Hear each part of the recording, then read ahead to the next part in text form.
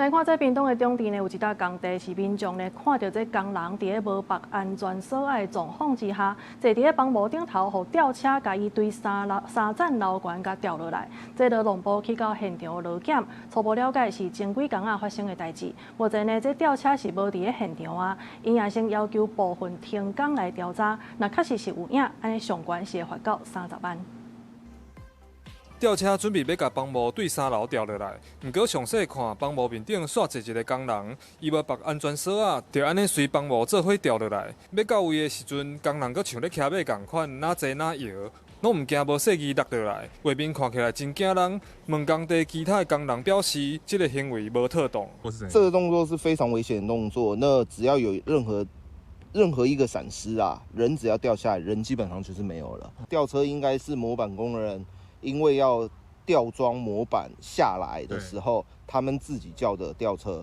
代志发生伫顶个月27，屏东农业产业园区内底的工地，工人表示，这搭所在要去废水的处理厂，迄当时帮模处理线要甲掉落来，判断是帮模师傅外包的吊车无遵照工地安全指示做。劳动部南部集载中心早起嘛到工地做劳检，因为算是重大缺失，已经要求现场部分停工。是针对我们看到的影片上的缺失，我们先只是个检查，然后现场也请他们去先一个部分停工，请他们把缺失改好，才能继续施作。一个吊车的作业确实不能这样子，除了吊挂物品，人员不可以在下方用，更甚者。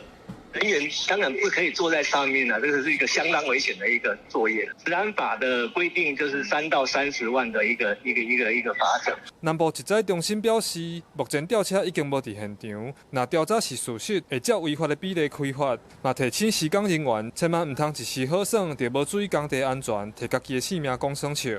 记者柯明哲，屏东报道。